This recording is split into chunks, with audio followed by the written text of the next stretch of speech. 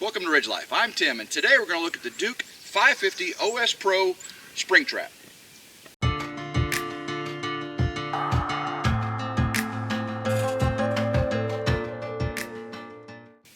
The Duke 550 OS Pro is a really good trap.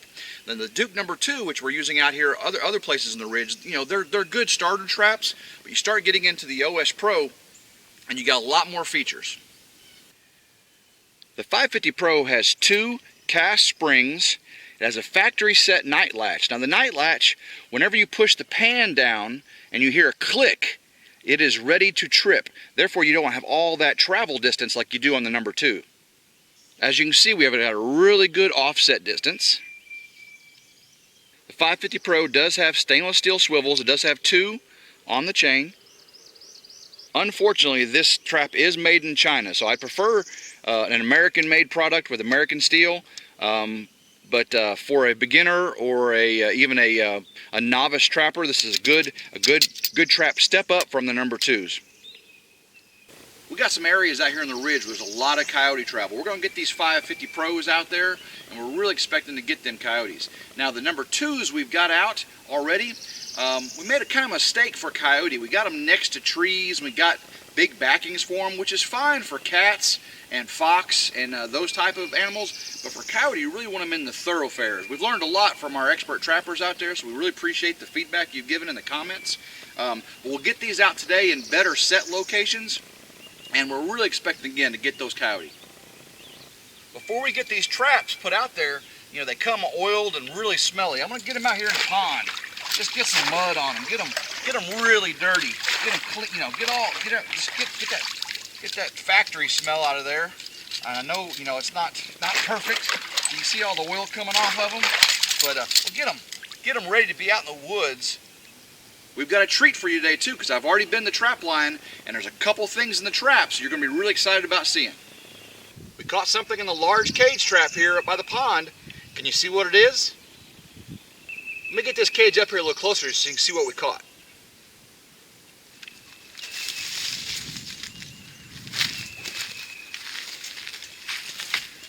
Well, do you see what we caught? We got a turkey vulture in our trap. This is a large cage trap here, and a turkey vulture has come inside to partake of our bait. Well, him being a turkey vulture, he really doesn't hurt our livestock, hurt our property. So we're going to let him go today, and we're going to see what happens when I let him out of the cage. So what do y'all think is going to happen when I flip him over here? I'm going to flip this trap over, and the door is going to come open. What do y'all think he's going to do whenever I open this up? Well, let's see. All right. Sideways. He's a-jumping. He's ready. When I flip it over the next time, that door is going to fly open, and he is going to be set free. So let's see what happens here.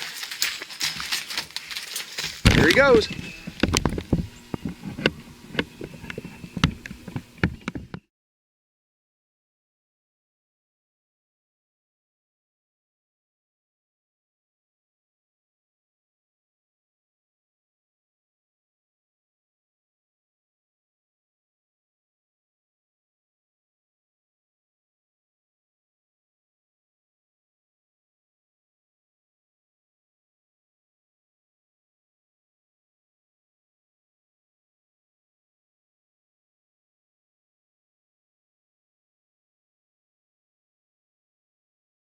Our second treat before putting out the M550s is we caught something else in a trap.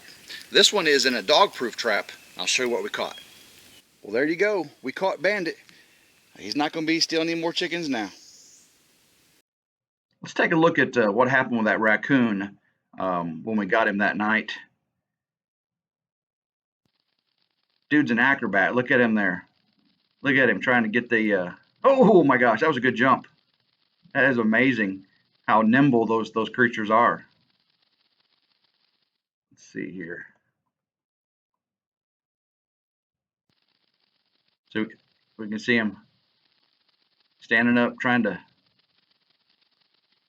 get that.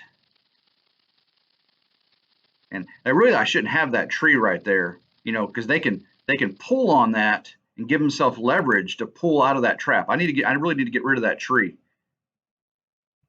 A little sapling.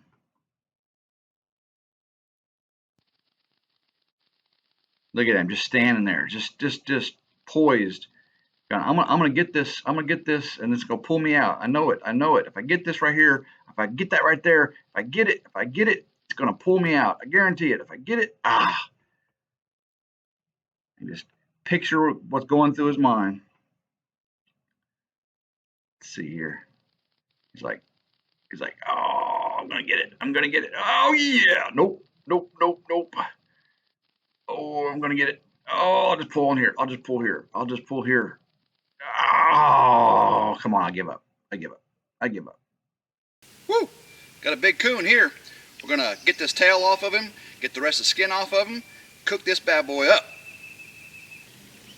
We're gonna set this dog-proof trap again, and then we've got a number 2 Duke offset trap right next to it. I'm gonna move it a little bit more out in the road because I've had coyotes going by it, but they are weary of getting next to that big tree. So we'll get it moved out more into the thoroughfare. We'll catch those coyotes. At this trap location where we're moving our number 2 out from next to the tree, more in the thoroughfare, I want to show you what's been going on with our coyote traffic there.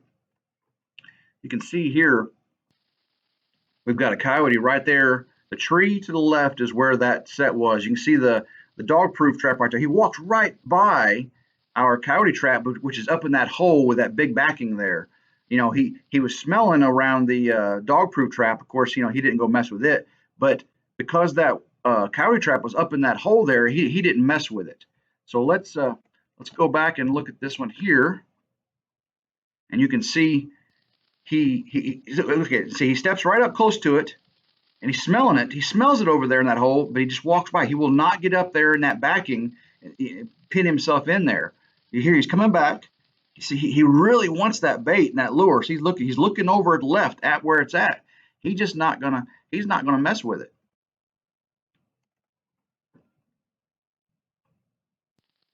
Okay, right here you can see a big coyote. This is a different night, many days later, and you can see he's smelling around. He's walking down the trail. You know, he's staying a lot of time there. He's come over smelling the dog-proof trap. See, and he's just not going to get up next to that tree in that backing there. We had our bait right here, and it got dug out. Now somewhere in here is our trap.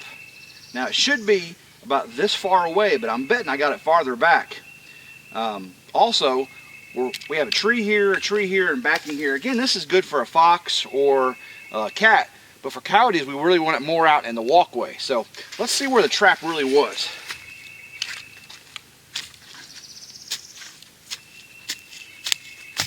Right there it is. Did you see it snap? We moved our trap away from the tree, so we were back up. See where that hole is over there? That was our bait hole that got dug out. Again, it was way too far off the trail for a coyote. So something smaller was get up in there and not maybe even stepped on the pan and didn't actuate the trap. But we've moved it out to the trail now. This is the trail right here, and we've got our trap set right there. Looks very, very natural. We've got a bait hole just behind it. We're going to put some long distance lure, a little coyote urine. We're going to put it right on that stump right there, right next to it. And then we got some bobcat meat. All these things should attract a coyote as he's walking down this trail right here to stop. Now, our bait hole is not too far away, but not too close. I've gotten some input from some experts on that. I was doing it too close or too far away, depending on which set I did. And then should be a good spot right here, so we'll see. We got a really good trail right here with a lot of coyote sign, and you know, we're far enough away, we don't have any big backstops. We're going to put our M550 Pro right here. It's going to work out great. Let's go ahead and get this thing set.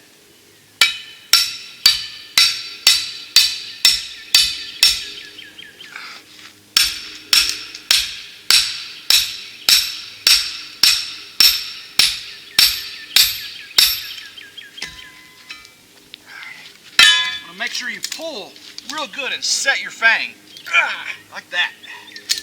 Again, one of the really nice features of the M550 Pro, the 550 series, is this night latch. You can go down till it clicks. When that clicks like that, that's a hair trigger now. You see how flat the pan is. On my number 2s, I had to do a lot of adjustments to get the pan not to be at an angle like this. In my first video when I set them, some of them were at an angle like that, and a lot of comments about how the pan was set too high. So I've corrected on all those, but this is nice and flush. It's squished flat here. Don't want any movement when the animal steps on it. Looks really good. Okay, now I'm going to start covering it up with dirt. All my dirt right here is wet. It's still so muddy. But we'll get a nice cover on it. You're spreading out your dirt when you use the back of your hand. That way if the trap set or trips, it will trip on the back of your hand and it won't hurt. Well, it won't hurt as bad, I should say. Got a little drier dirt here. Get all the metal covered up. This right here is a little stub of a old bush or small tree. You know, Coyote's definitely not want to step on that. If he feels it on his pad, he's going to shift his leg over right there.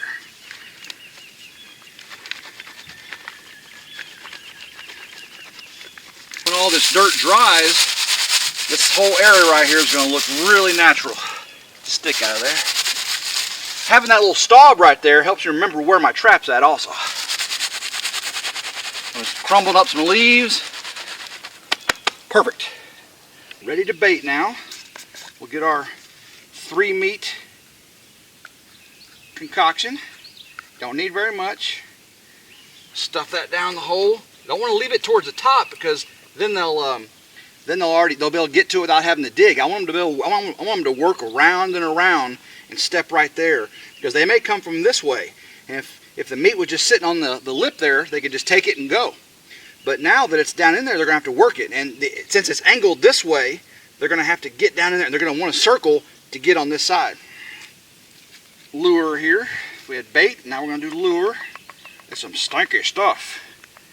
Coyote magnet. Put that right down in there too. Shove it all the way in. Again, I'm not doing the lure bait over my thing. Now I've got a little bit of coyote urine. I'm going to put in this little leaf right here on this side of it. Should be good. And we're going to move on to the next 550 installation point. Got our 550 all bedded in, nice and tight. Let's get our pan cover on it. I love how the 550s are so flush. Big old pan. So much better than the Duke number 2 I've got. These are really nice traps. I'm going to have a lot more success with these, I believe. Cover that. Oh, look at that. That looks so good. Such a nice flush trap there. Can't even see anything. That looks so wonderful. Oh, that looks great. Look at that, everybody. That is a beautiful, beautiful set. Beautiful. Let's get a little leaves and debris on there and you'll never know it's there. One other tip I was given is don't store your baits and lures in your sifting pan. Smells of this, minute however they are, will get on the pan surface, and as you sift over your trap, your prey, or in this situation the predators, will smell the bait and lure in your dirt on your set and dig it up. Mind-blowing. Guys on the YouTube, I appreciate all your expert advice, and I guarantee we're going to be successful using your advice. Thank you very much. I really hope you all enjoyed today going out and taking care of our raccoon, taking care of our turkey vulture, moving some of the number 2 Duke traps, and most importantly looking at the Duke Pro Series M550 offset traps. I think we're going to have really good success with it. Again, thank you all so much. I hope everyone has a wonderful, blessed day, and go RidgeLife.